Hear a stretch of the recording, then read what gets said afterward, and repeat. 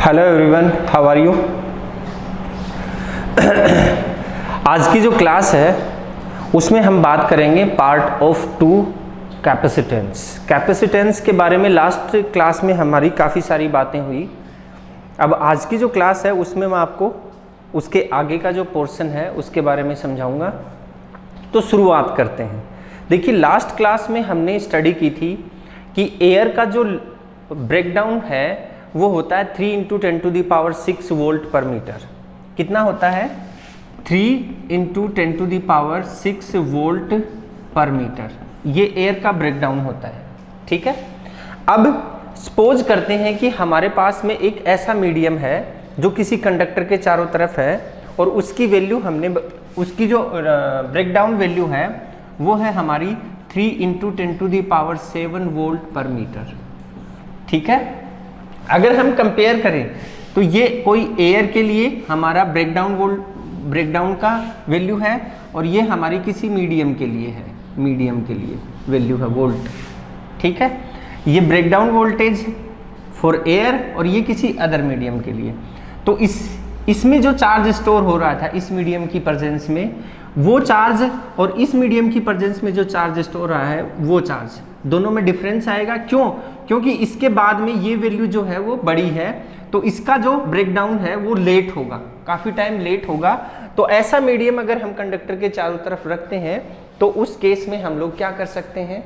उस केस में हम लोग चार्ज को ज़्यादा इंक्रीज कर सकते हैं, चार्ज को ज़्यादा स्टोर कर सकते हैं कंडक्टर के ऊपर, क्योंकि उसका जो लीकेज है वो इतने वोल्टेज के बाद होना है। उसका जो लीकेज है, लीकेज मतलब इसका जो इंसुलेशन का जो ब्रेकडाउन है वो इतने वोल्टेज के बाद होना है, जबकि एयर का इतने वोल्टेज के ऊपर हो जाता है। तो अगर मान लीजिए कि हमारे पास में एक और मीडियम है 3 × 10⁴ वोल्ट पर मीटर, ये वाला है। तो इस केस में देखिए आप, अब इन दोनों को अगर कंपेयर करें, ये मीडियम 1 माना और ये मीडियम 2 माना आपने।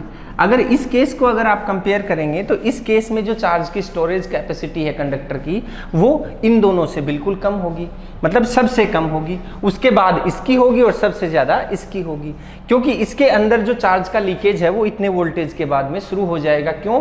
क्योंकि मीडियम का इंसुलेशन इतने वोल्टेज के बाद में ब्रेक हो जाएगा, टूट जाएगा, उसका ब्रेकडाउन हो जाएगा। ये वाली चीज हमारे पास में निकल के आई। अब देखो इसका कंक्लूजन क्या निकला। इस चीज का कंक्लूजन अगर हम निकालें तो ये जो अभी मैंने बताया है आपको, इसका कंक्लूजन ये निकला, इस बात का मतलब ये निकला कि जो आपका जो चार्ज स्टोरेज की जो कैपेसिटी है किसी भी कंडक्टर की, वो किस चीज पे डिपेंड करती है? वो डिपेंड करती है सराउंडिंग का जो मीडियम है, कंडक्टर के सराउंडिंग का जो मीडियम है उसकी कैरेक्टरिस्टिक्स कैसी है। उसकी कैरेक्टरिस्टिक्स मतलब उसकी इंसुलेशन पावर कितनी है। उसकी इंसुलेशन पावर जैसे एयर की बताई मैंने, अदर मीडियम की बताई और एक और अदर मीडियम की बताई। जितनी ज़्यादा इंसुलेशन पावर होगी उसका ब्रेकडाउन उतना ही लेट होगा और हम उतना ही चार्ज उसके ऊपर स्टोर कर सकते हैं। तो कैपेसिटेंस की एक ये डिपेंडेंसी आ गई। कैपेसिटेंस की डिपेंडेंसी में क्या आ गया? एक ये पॉइंट बन गया हमारे पास, जिसमें हम उसको बता सकते हैं कि जो सराउंडिंग का जो मीडियम होता है, कंडक्टर के सराउंडिंग का मीडियम, उसकी जो कैरेक्टरिस्टिक्स है उसके ऊपर भी कैपेसिटेंस जो है वो डिपेंड करता है। ठीक है, ये वाली चीज हो गई। अब हम थोड़ा और आगे चलते हैं, एक एग्जांपल लेते हैं।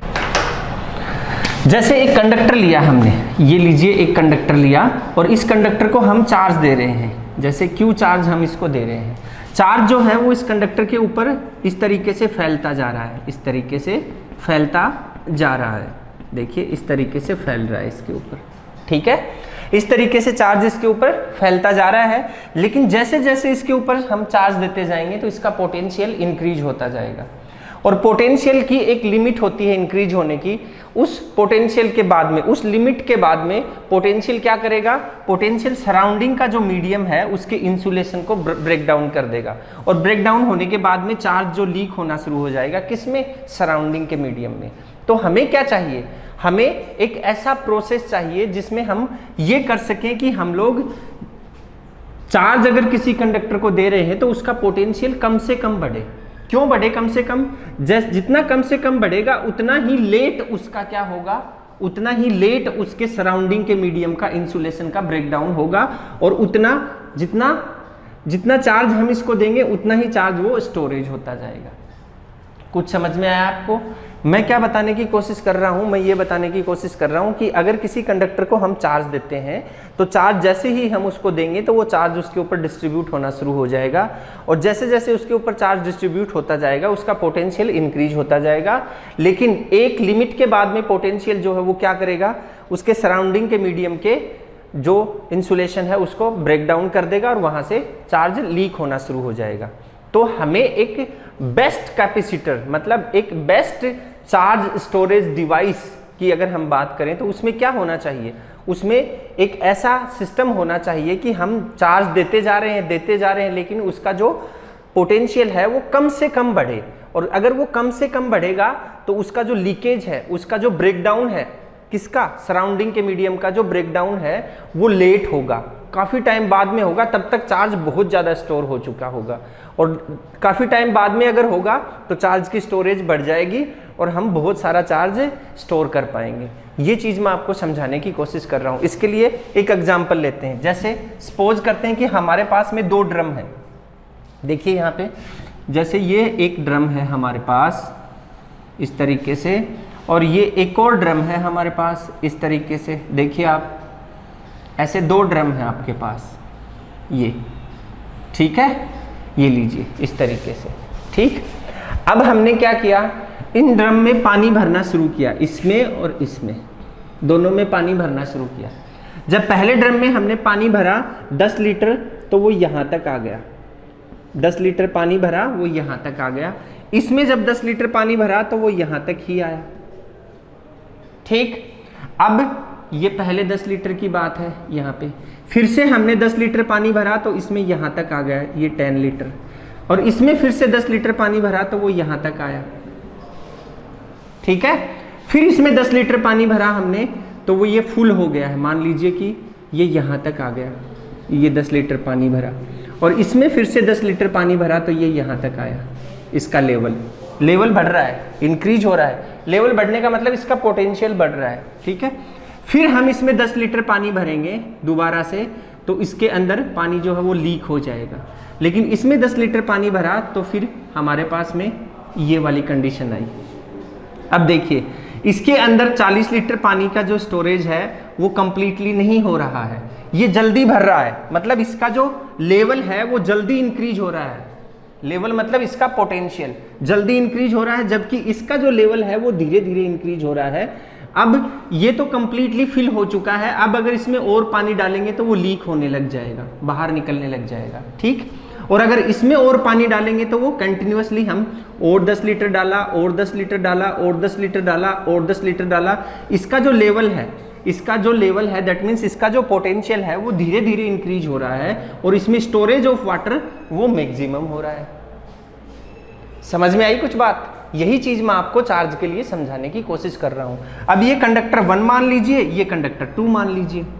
अब कंडक्टर 2 जो है वो ज्यादा रिलायबल है for the storage of charge rather than conductor 1। समझ में आ रहा है? क्योंकि इसके अंदर जो चार्ज का लेवल है, लेवल जो चार्ज का है दैट मीन्स पोटेंशियल जो है वो ज्यादा जल्दी इंक्रीज हो रहा है, तो ये जल्दी लीकेज करेगा तो स्टोरेज कम होगा। इसमें चार्ज का जो लेवल है वो धीरे धीरे इंक्रीज हो रहा है, दैट मीन्स पोटेंशियल जो है वो धीरे धीरे इंक्रीज हो रहा है, तो इसमें जो स्टोरेज ऑफ चार्ज है वो ज्यादा हो पाएगा। समझ में आई बात? That means capacity of container first is less as compare to capacity of container second. समझ में आई बात? Capacity of that means charge capacity, storage capacity first की जो है वो सेकंड के बजाय में कम है, और ये डिपेंड कर रहा है किसके ऊपर? इसकी ज्योमेट्री पे। मतलब इसकी ज्योमेट्री, हाइट दोनों की सेम है लेकिन इसकी ज्योमेट्री और इसकी ज्योमेट्री में डिफरेंस है, तो लार्ज अमाउंट की ज्योमेट्री में हम ज्यादा स्टोरेज कर पा रहे हैं। नोट करना है इस चीज को, अपने माइंड में नोट करके रखिए, फिर लेक्चर के लास्ट में मैं सारे पॉइंट्स आपको नोट करवा दूंगा, ठीक है। इतना समझ में आया आपको? अब देखते हैं आगे। अभी यही सिमिलर प्रोसेस अगर हम किसी कंडक्टर के ऊपर अप्लाई करें तो क्या होता है उसमें होता है कि जैसे मान लीजिए कि हमारे पास एक कंडक्टर है, उस कंडक्टर के अंदर हमने 100 कूलम चार्ज दिया तो उसका पोटेंशियल बढ़ा 1 वोल्ट, और एक और दूसरा कंडक्टर है, ये वाला कंडक्टर, एक ये कंडक्टर है जिसमें हमने 100 कूलम चार्ज दिया इसको, तो इसका पोटेंशियल बढ़ा 1 वोल्ट, और इसको अगर हमने 100 कूलम चार्ज दिया तो इसका पोटेंशियल बढ़ा 100 वोल्ट। समझ में आ रही है? तो दोनों में से पहले लीकेज कौन करेगा? सोचिए जरा, दोनों में से पहले लीकेज ये फर्स्ट वाला करेगा। क्यों? क्योंकि इसका पोटेंशियल बढ़ता जा रहा है और बढ़ते बढ़ते बढ़ते बढ़ते 3 × 10⁻6 वोल्ट पर मीटर हो जाएगा। तो जल्दी किसका बढ़ेगा? इसका बढ़ेगा। ये जल्दी पहुंचेगा किस रेंज के पास? जल्दी पहुंचेगा 3 × 6 वोल्ट मीटर पर मीटर के पास जल्दी पहुंचेगा। ये बहुत लेट पहुंचेगा। तो ये जल्दी लीकेज करेगा। जल्दी लीकेज करेगा तो हम चार्ज डालते रहेंगे तो वो क्या होगा? वो सराउंडिंग में उसका जो इंसुलेशन है वो ब्रेक डाउन होने की वजह से उसमें हमारा चार्ज जो है एयर के एटम्स के पास जाना लग जाएगा, जैसा कि कल मैंने आपको बताया। लेकिन इसके बजाय इसमें जो चार्ज कैपेसिटी है, स्टोरेज कैपेसिटी, वो ज़्यादा होगी, क्योंकि ये बहुत देर बाद में काफ़ी सारा चार्ज स्टोर करने के बाद में फिर जाके कहीं ये क्या होगा? लीक होगा। तो उस केस में इसमें स्टोरेज ज़्यादा होगा, क्योंकि इसका पोटेंशियल धीरे बढ़ रहा है। तो हमें क्या चाहिए? हमें एक ऐसा प्रोसेस चाहिए जिसका पोटेंशियल कम बढ़े, जिसका पोटेंशियल कम बढ़े। अगर हम उसके ऊपर चार्ज को स्टोर करते जा रहे हैं तो पोटेंशियल की जो इंक्रीजिंग रेट है वो कम रहे। तो उस केस में उसकी जो कैपेसिटी है, storage capacity of the charge, वो ज़्यादा होगी। और अगर पोटेंशियल ज़्यादा इंक्रीज हो रहा है उस केस में क्या होगा? उसकी स्टोरेज कैपेसिटी जो है वो लो हो जाएगी। तो हमें एक ऐसा मतलब प्रोसेस अपनाना है जिसके अंदर पोटेंशियल की वैल्यू धीरे धीरे बहुत ही लो अमाउंट में इंक्रीज हो। ये वाली चीज मैं आपको बता रहा हूं। तो इन सब से कंक्लूजन क्या निकला? देखिए, जैसे जैसे हम यहाँ पे हमने इतने सारे एग्जाम्पल्स किए इसको समझने के लिए, तो उनसे हमें क्या निकला? मतलब कि जैसे जैसे चार्ज को बढ़ा रहे हैं पोटेंशियल भी उसी के रिस्पेक्ट में बढ़ रहा है। तो हम क्या लिख सकते हैं? हम इससे इस चीज से हम लिख सकते हैं कि Q अगर चार्ज है तो वो डायरेक्टली प्रोपोर्शनल होता है V के। चार्ज इंक्रीज हो रहा है तो V भी इंक्रीज हो रहा है। और Q इज इक्वल्स टू हम लिख सकते हैं CV। C क्या है? C एक कांस्टेंट है। C क्या है? एक कांस्टेंट, प्रोपोर्शनलिटी कांस्टेंट, जिसको हम कैपेसिटेंस भी बोलते हैं। क्या बोलते हैं? कैपेसिटेंस। ठीक है, C को हम कैपेसिटेंस भी बोलते हैं। अब यहां से C की वैल्यू निकालेंगे आप तो C is equals to Q/V आ जाएगा आपके पास। C is equals to Q/V आ जाएगा आपके पास। अब अगर मैं आपको ये बोलूं कि इफ 1 वोल्ट, 1 वोल्ट, ठीक है ना, 1 कूलम चार्ज के लिए 1 वोल्ट की इंक्रीजिंग हम यहां पे लेके आ रहे हैं। अगर मैं बोलूं if V is equals to 1 volt, then क्या बनेगा? देन इक्वेशन बन जाएगी आपकी, देन यहां से देखिए इसको 1 वोल्ट बनाया तो then C is equals to Q। Then क्या बना? C is equals to Q।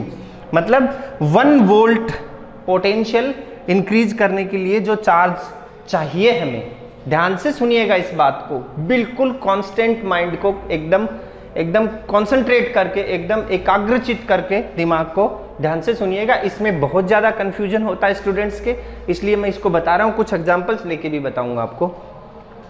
अगर किसी भी कंडक्टर के पोटेंशियल को 1 वोल्ट बढ़ाना है, 1 वोल्ट पोटेंशियल को बनाना है, तो उसके लिए जितने चार्ज ऑफ अमाउंट की जरूरत होती है वो उसका कैपेसिटेंस होता है।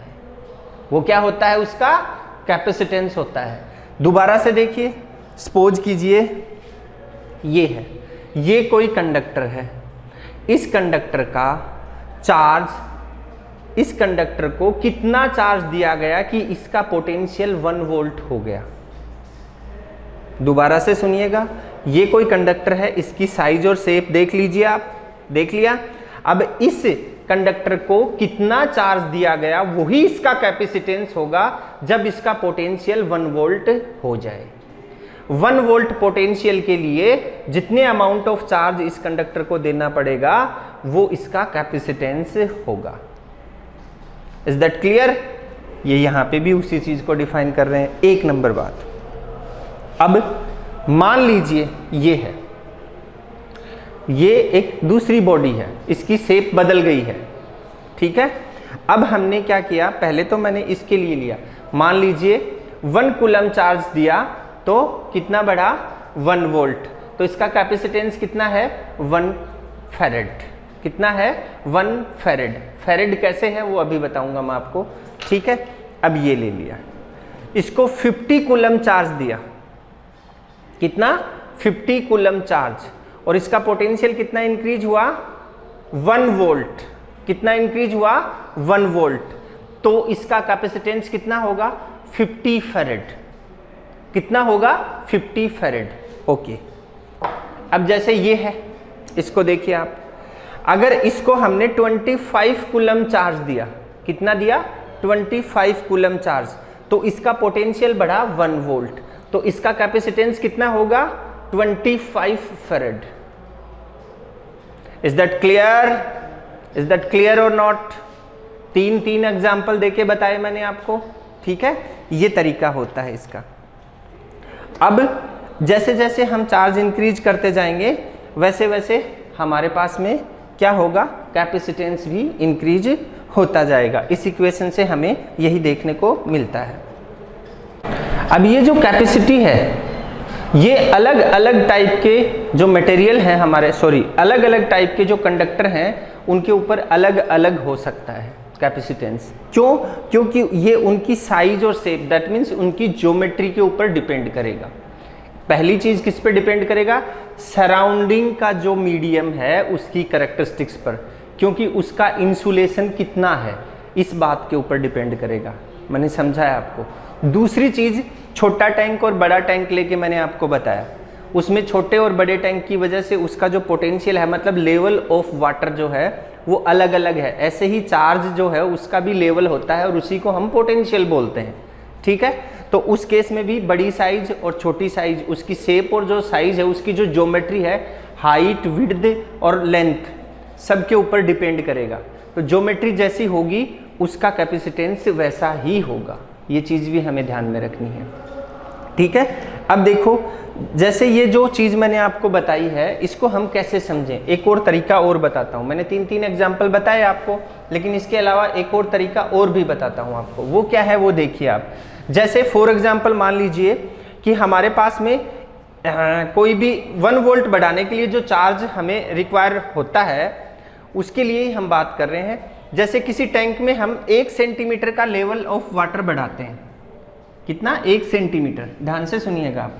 2 टैंक है हमारे पास में, एक टैंक में हम 1 सेंटीमीटर पानी को बढ़ाते हैं लेवल को, तो हमें 10 लीटर पानी उसमें डालना पड़ता है।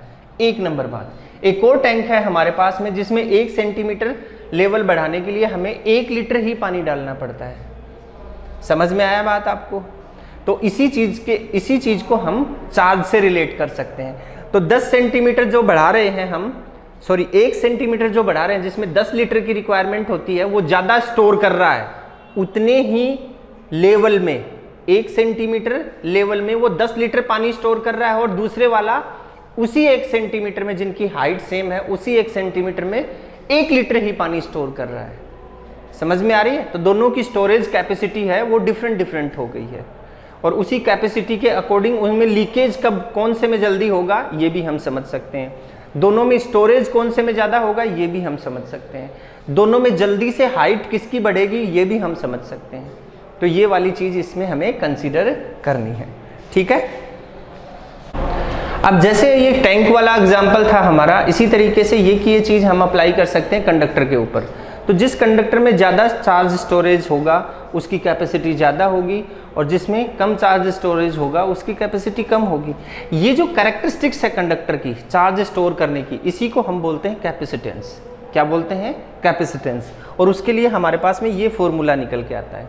अब इस फॉर्मूले को देखिए, ये वाला फॉर्मूला हमारे पास निकल के आता है। इसकी अगर SI यूनिट बनाए हम लोग, क्या बनाए? SI यूनिट, तो वो बनती है C = Q की SI यूनिट होती है कूलम। तो ये हो गई है कूलम अपॉन V की होती है वोल्ट, कूलम पर वोल्ट। और इसको हमने एक डेराइव्ड यूनिट बना दिया। और डेराइव्ड यूनिट हमने कैसे बनाया? इसको हमारी फ्लेक्सिबिलिटी के लिए, हमारी सुविधा के लिए हमने इसको बना दिया फैरेड। और ये एक साइंटिस्ट का नाम है फैरेड, जिनके रिस्पेक्ट में बनाया गया है। तो C की जो यूनिट है वो होती है फैरेड, जिसको कैपिटल F से डिनोट करते हैं। ये वाली चीज़ आ गई हमारे पास, ठीक है। ऐसे हम इसको दिखा सकते हैं। अब उसके बाद अगर आगे चले हम लोग, तो आप देखिए अगर हम लोग कैपेसिटेंस को मेजर करेंगे तो हमें सिर्फ और सिर्फ 1 वोल्ट के लिए चार्ज को देखना है। अभी मैंने काफ़ी बार ये चीज़ बताई है, अगर किसी भी कंडक्टर के कैपेसिटेंस की हम बात करेंगे तो उस कंडक्टर के पोटेंशियल को 1 वोल्ट बनाने के लिए जितने चार्ज की रिक्वायरमेंट होती है वो उसका कैपेसिटेंस होता है। ये चीज़ हम यहाँ पे डिफाइन कर सकते हैं। अब देखिए इसके अकॉर्डिंग हमारे पास में काफ़ी सारे कंक्लूजन निकले। जो चीज़ें मैंने आपको इतनी देर तक समझाई हैं उनको हम नोट कैसे करेंगे ये अब हमें करना है, तो नोट कीजिएगा आप मेरे साथ साथ। देखते हैं, चलिए स्टार्ट करते हैं नोट करना।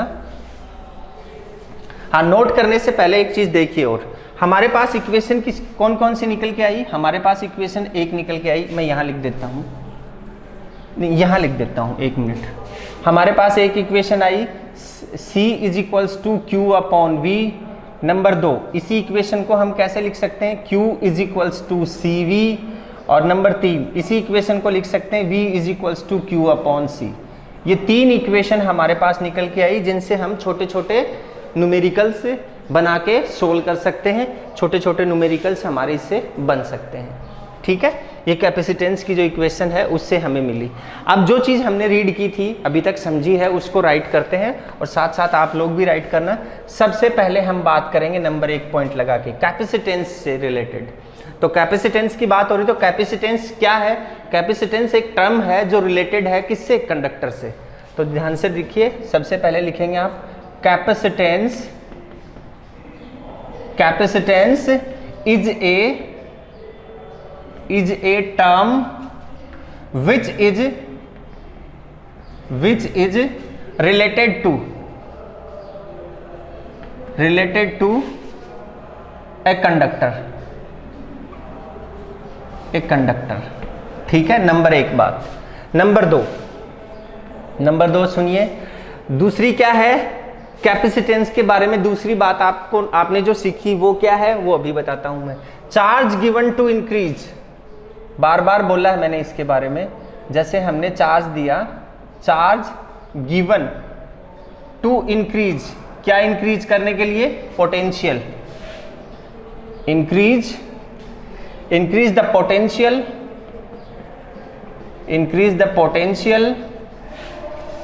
Bye 1 volt,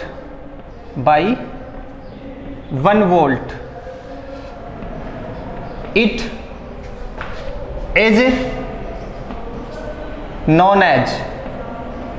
is known as capacitance. ऐसे भी हम इसको बता सकते हैं। ठीक है, 2 चीजें हो गई।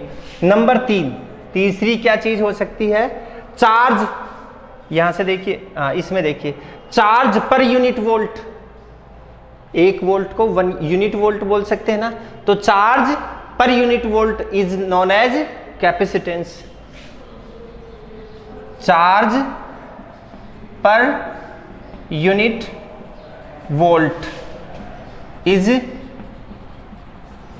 नोन एज कैपेसिटेंस, ऐसे भी बोल सकते हैं। ठीक है, नंबर 4, और कैसे बोल सकते हैं, हाँ चलो एक और बनाते हैं। Capacitance of conductor, capacitance of conductor is the charge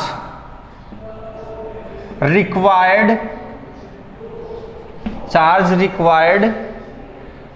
to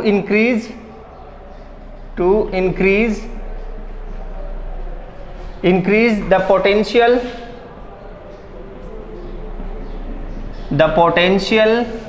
by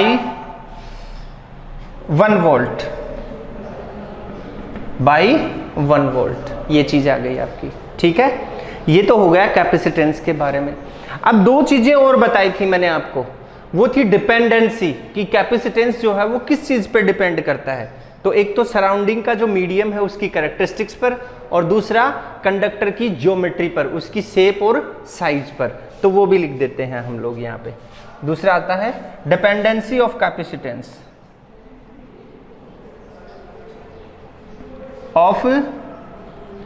capacitance, ठीक है, ये चीज आएगी। मैंने सब समझाया आपको, उसके बाद नोट कर रहे हैं हम लोग। तो इसमें पॉइंट नंबर 1 हम लोग लिखेंगे इट डिपेंड्स ऑन दी, ऐसे लिख देंगे, it depends on the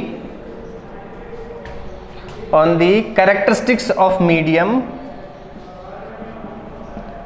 characteristics of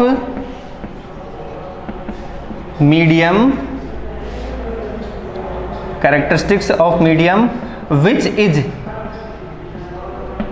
is surrounding the conductor, which is surrounding the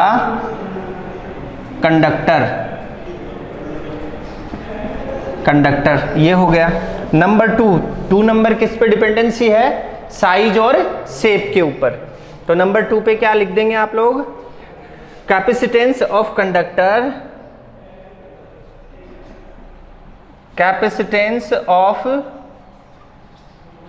conductor depends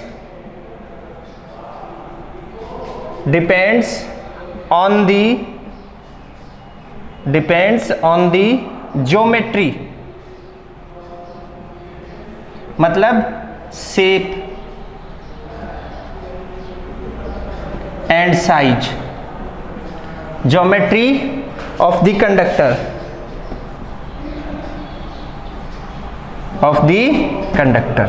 ये कंक्लूजन निकला आपका, ठीक है। अब देखिए इसके बाद ये चीज हो गई। अब हम बात करेंगे, देखिए फेरेड एक, देखो हमें पता है पहले से इस बात का कि हमारे पास जो कूलम होता है, one coulomb is the large unit of charge, बहुत बड़ी यूनिट होती है। तो अगर 1 कूलम को लें हम लोग और कैपेसिटेंस को डिफाइन करें तो जो 1 फेरेड बनता है वो क्या होता है? It's a very large, very large unit of the capacitance, जिसके लिए कोई भी हमारे पास में ऐसा कोई बॉडी अवेलेबल नहीं है जिसमें 1 फेरेड कैपेसिटेंस हो, जिसकी कैपेसिटी 1 फेरेड हो, ऐसी कोई बॉडी नहीं है हमारे पास।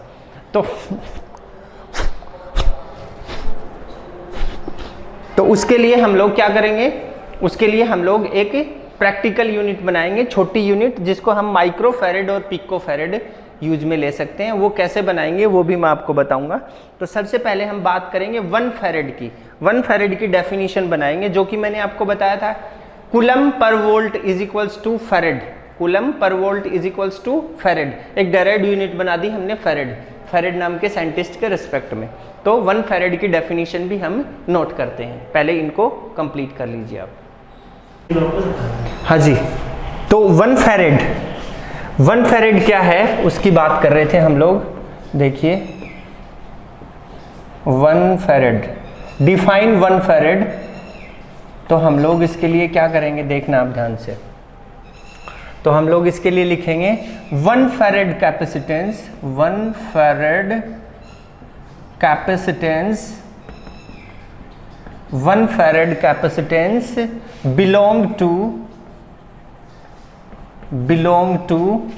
that conductor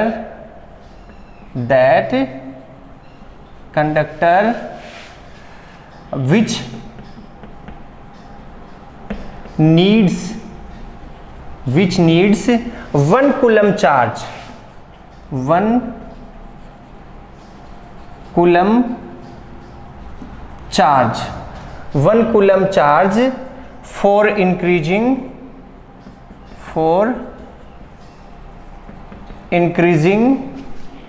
its potential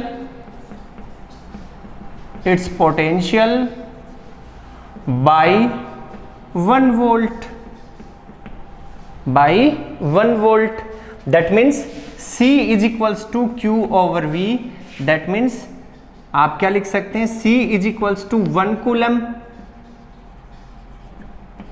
upon 1 volt.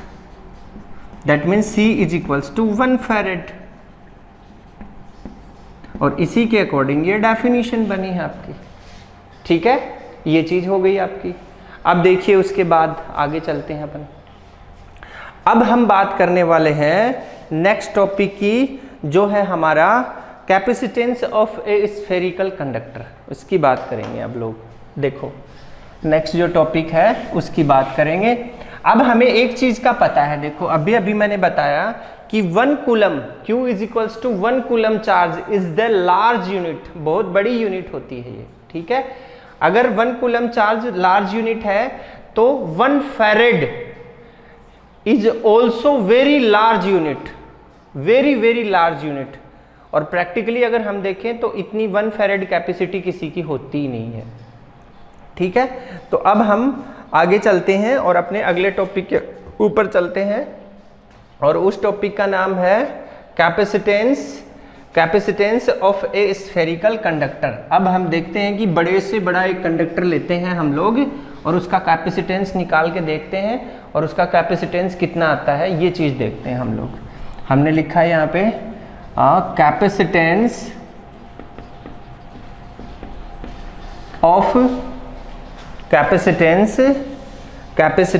Of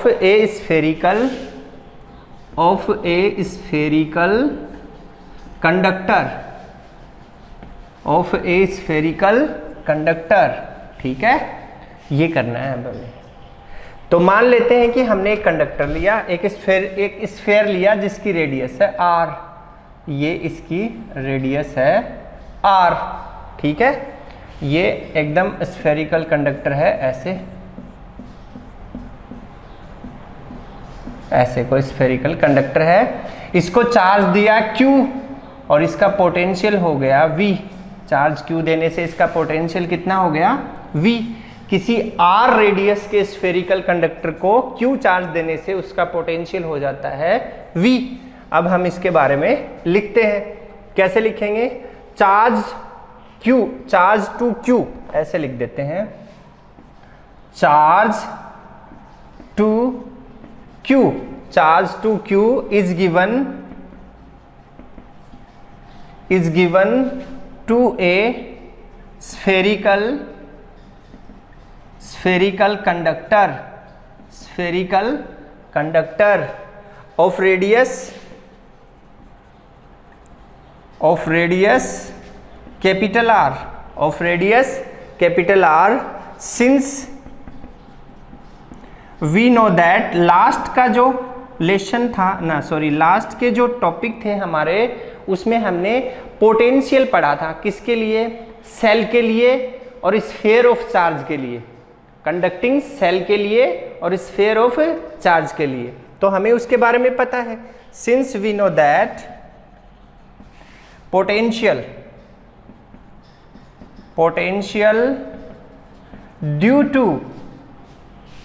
due to sphere of charge V is equals to होता था 1/4 pi epsilon naught dot Q upon R। ये होता था हमारा, इसको बनाया इक्वेशन नंबर फर्स्ट। याद आया कुछ? ठीक है। अब देखिए कैपेसिटेंस का जो फॉर्मूला होता है उसको फॉलो करते हैं। अब यहां से देखिए, but C is equals to Q upon V, C is equals to Q upon V, इसको बनाया इक्वेशन सेकंड। और ये फर्स्ट नंबर से V की वैल्यू इसमें सब्स्टिट्यूट करेंगे तो आपके पास में आ जाएगा putting the value of V in equation second from first, तो आ जाएगा C is equals to Q upon V की वैल्यू है Q upon 4 pi epsilon naught R। इसको ऐसे लिख दिया भाई, ठीक है। अब यहाँ से Q से Q कैंसिल और ये ऊपर चला जाएगा, तो C इज इक्वल्स टू आ जाएगा 4 पाई एप्सिलॉन नॉट R। ये कैपेसिटेंस आ गया नंबर 3 इक्वेशन। किसका कैपेसिटेंस आ गया है? स्फेरिकल कंडक्टर का। अब देखिए इसमें 4 पाई एप्सिलॉन नॉट क्या है? कांस्टेंट है। कांस्टेंट है तो हम इस इक्वेशन को कैसे लिख सकते हैं? हम इस इक्वेशन को लिख सकते हैं C directly proportional to R, क्यों लिखा हमने ऐसा, इक्वेशन नंबर 4 क्यों लिखा हमने ऐसा, since 4 pi epsilon naught is equals to होता है 1/9 इंटू 10 टू दी पावर 9। याद आया क्या? चलो ऐसे लिख देता हूँ, 1/4 पाई एप्सिलॉन नॉट, नहीं सिंस लगा के लिखता हूँ, since 1/4 pi epsilon naught is equals to होता है 9 इंटू 10 टू दी पावर 9, ठीक है। और देयरफॉर यहाँ से इसकी वैल्यू निकालेंगे, इसको इधर ले गए, इसको इधर ले आए, तो आप क्या लिख सकते हैं, 1/9 into 10 to the power 9 is equals to होता है 4 पाई एप्सिलॉन नॉट, जो कि कांस्टेंट है, इज इक्वल्स टू कांस्टेंट, ये एक कांस्टेंट है, इस वजह से हम इसको ऐसा लिख सकते हैं। और r क्या है, radius of the sphere, r क्या है, रेडियस ऑफ द स्फीयर। तो हम इसको कैसे लिखेंगे, देखिए ध्यान से, हम लिखेंगे since r denotes size of sphere, अगर r बढ़ेगा तो स्फीयर की साइज बढ़ेगी, और साइज बढ़ेगी तो कैपेसिटेंस भी बढ़ेगा, अकॉर्डिंग टू दिस रिलेशन, ठीक है। Sphere therefore capacitance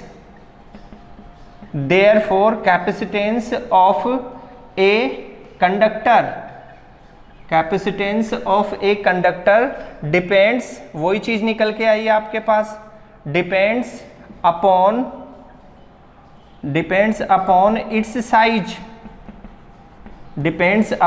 its size, ये निकल के आ गया आपके पास, ठीक है। ये फॉर्मूला बना हमारा। अब इस फॉर्मूले के अकॉर्डिंग अगर मैं बोलूं कि फिजिकली अगर हम देखें तो हमारे पास सबसे बड़ी चीज कौन सी है, सबसे बड़ा कंडक्टर कौन सा है, हमारा अर्थ, जिसको हम फिजिकली देख रहे हैं और फिजिकली हम उसको एक्सपीरियंस भी कर रहे हैं, ठीक है, सबसे बड़ा। तो अर्थ का ही निकाल के देख लेते हैं कैपेसिटेंस कि कितना आता है, ठीक है, देखते हैं। 1 फैरेड भी नहीं आएगा, देखना आप लोग। तो अर्थ का कैपेसिटेंस निकालते हैं, तो हमने लिखा यहाँ पे, अगर radius of earth is equals to 6400 kilometre है, देन कैलकुलेट इट्स कैपेसिटेंस। इसको मैंने मिटाया यहाँ से और मैंने लिख दिया, देखिए कैलकुलेशन करते हैं। Radius of earth, since radius of earth is equals to 6400 kilometre is equals to 6400 into 10 to the power 3 metre, इतना आ गया, ठीक है। देन कैलकुलेट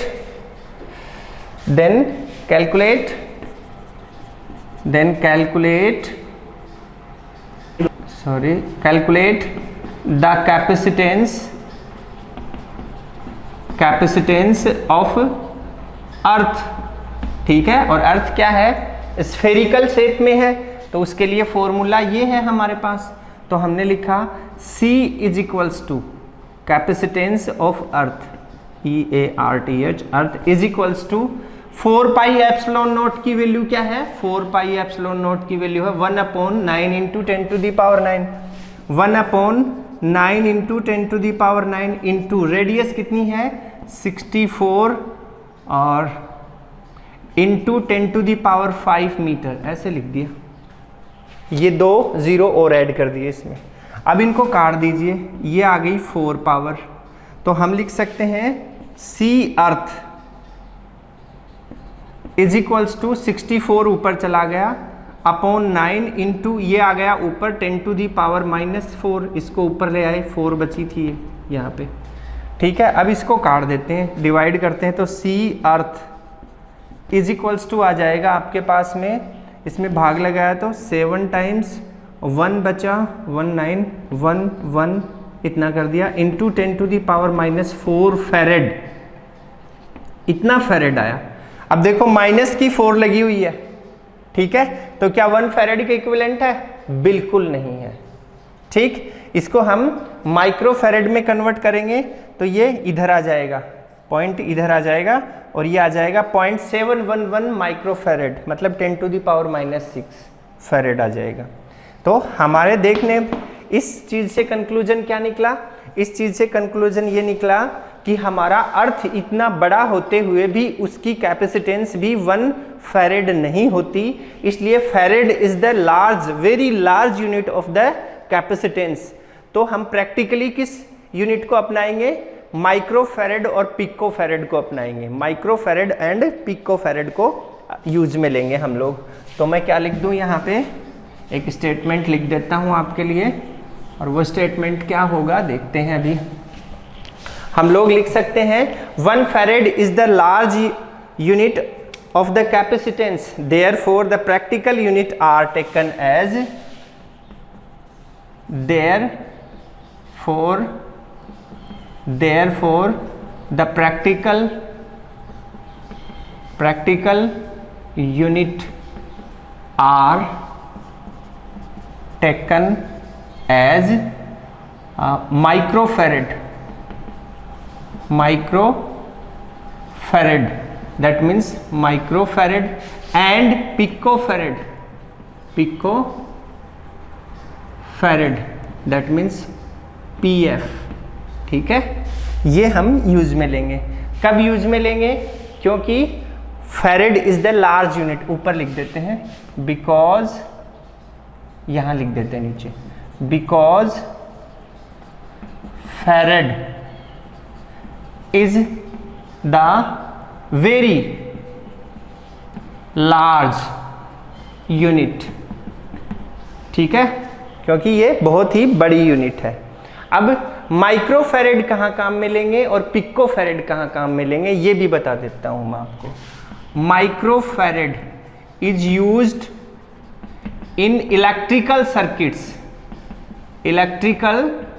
सर्किट्स, जैसे हमारी मोटर वगैरह पे जो कैपेसिटर लगाते हैं हम लोग, वो माइक्रोफेरेड में होता है, और भी अप्लायंसेज में जो लगाते हैं वो माइक्रोफेरेड में होता है, इलेक्ट्रिकल सर्किट्स में। Number 1। Number 2, picofarad is used electronic circuit, used in electronics